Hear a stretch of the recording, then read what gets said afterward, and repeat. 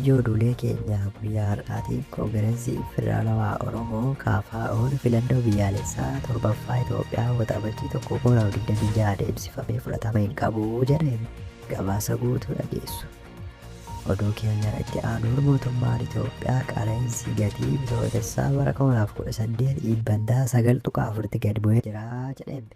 Hawaasni garuu mootummaan nutti qoosaa jira jechuun komateeraaf gabaasa guutuu dhageessu.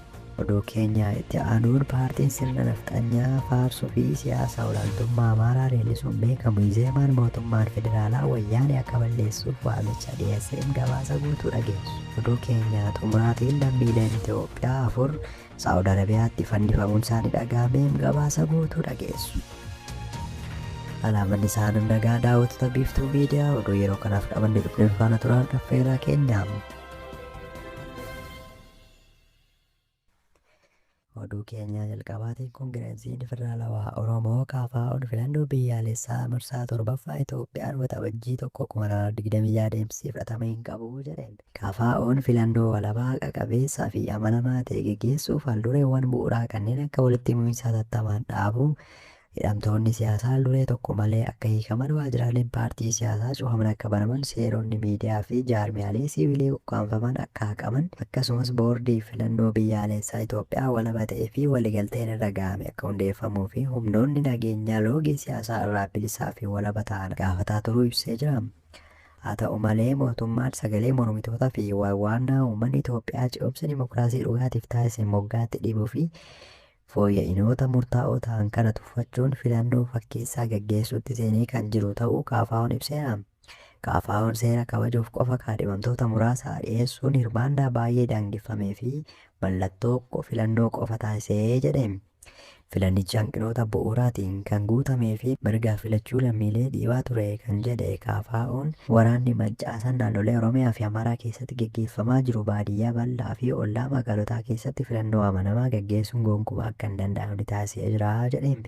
Naannoon Tigraay guutummaatti filannoo irratti kan hin hirmaannee fi naannoleen filannoon itti adeemsifame jedhametti raawwattootaa filannoo paartii biyya bulchuu bakka bu'anii hojjetan fakkaataniin loogiin ifa ta'e raawwatamee doorsisa cimaa fi filattoota irra ga'e akkasumas dararaa walitti dhufufaa bakka bu'oota paartiilee mormitootaa irra ga'ee fi buufata filannoo irraa humnaan ari'atamuu fi gochoota seeraan alaa biroo taajjabnee jirra jechuun KFO'n ibse.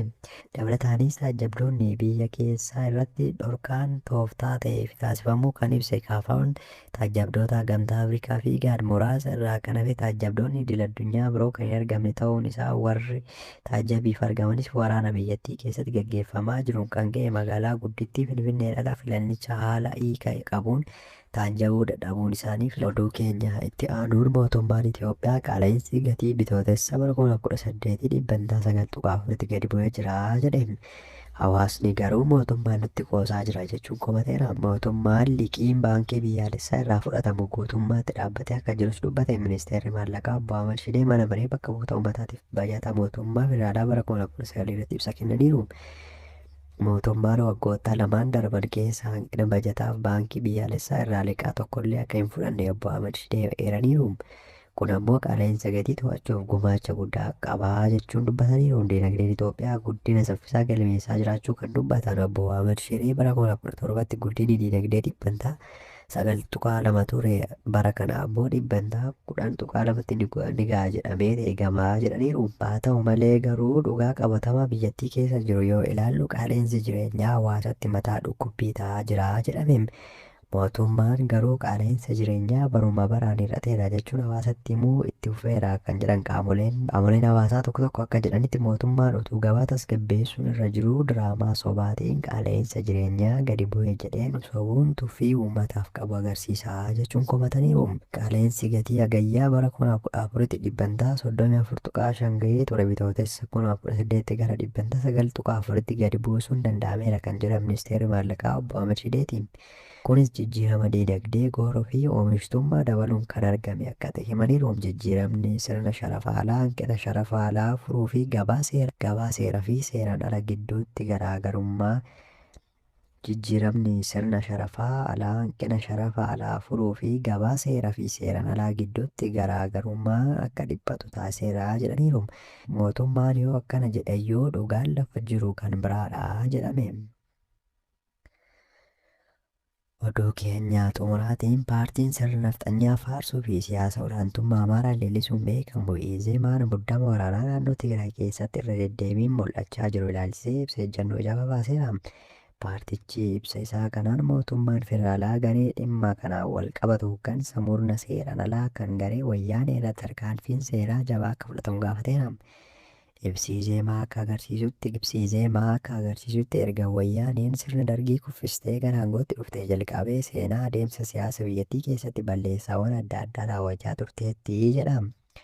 Keessumaa sirni siyaasa sabummaa gareen kun biyya keessatti uumee fi facaase hundee rakkina siyaasaa fi hawaasummaa Itoophiyaan har'a keessatti argamtuuf bu'uura guddaadha jechuun ibsa. Izemaan waliigaltee nagaa Piretooriyaa hojiirra oolchuu dhabuu fi mala buqqaatota gara qe'ee isaaniitti deebisuu gaafachuu dhiibbaa kanaan garee wayyaanee qofa irratti gaafatamaa godha. Ibsichi bifa garee maaliifuu gahaadha jechuun dhaabuu fi obbolaa keenya naannoo Tigraay kan jiran gidiraadhumaa hin qabne jalaa oolchuun hojii manaa Itoophiyaanota hundaa ta'uu qaba osoo waraanni hin jalqabin dura dhaamsuu qabna jechuun ibsa baase.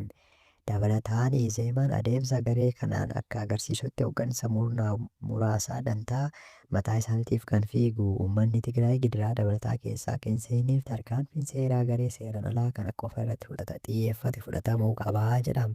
Tarkaanfiin kunis uummata nagaa irratti miidhaa fi aarsaa osoo hin fidin bifa qindaawaa fi mootummaa fi qaamolee uummata Tigraayiif yaadan waliin ta'uun fudhatamuu akka qabu. Oduu keenyaa itti aanuun Saawud Arabiyaan torban kana keessa lammiilee Itoophiyaa afur fannisuun ajjeesuu yoo ibsitu mootummaan Itoophiyaa ammoo lammiilee 600,000 ta'an himanni isaanii irratti dhiyaate addaan cituun dhiifamni godhamee fi mana hidhaatii akka gadhiifaman gochuu ibse. Ministeerri dhimma biyya keessaa Saawud Arabiyaa gaafa waxabajjii 1 bara 2018 lammiilee Itoophiyaa 2 gaafa waxabajjii 3 bara 2018 akkasuma lammiilee 2 fannifamanii ajjeefamuu ibse. Gaafa waxabajjii 1 bara 2018 bakka Naajiraan jedhamutti namoonni gaafa waxabajjii ajjeefaman ammoo bulchiinsa Alnaasir jedhamutti akka ajjeefaman ibse. Namoonni ajjeefaman arfan yeroo gara Saawud Arabiyaa galan qoricha sammuu namaa adoochu qabachuun akka ta'e ministeerichi ibseera.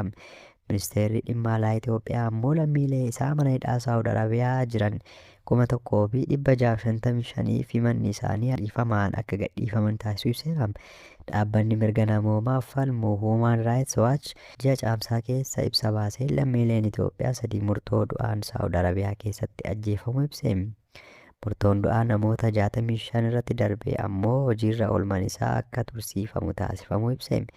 Ministeerri dhimma alaa Saawud Arabiyaa yeroo adda addaatti lammiileen Itoophiyaa ajjeefaman erga amantaa fi seera shariyaa keessaa ibsuun maqaa warra ajjeefamanii tarreessa. Ministeerri dhimma alaa Itoophiyaa ammoo lammiilee 600,000 caalaniif dhiifamni kan godhame hojii dippiloomaasii imbaasii Itoophiyaa fi Riyaad jiru qoonsilaan gidduu jiru waliin ta'uun hojjetaniin akka ta'e ibseera.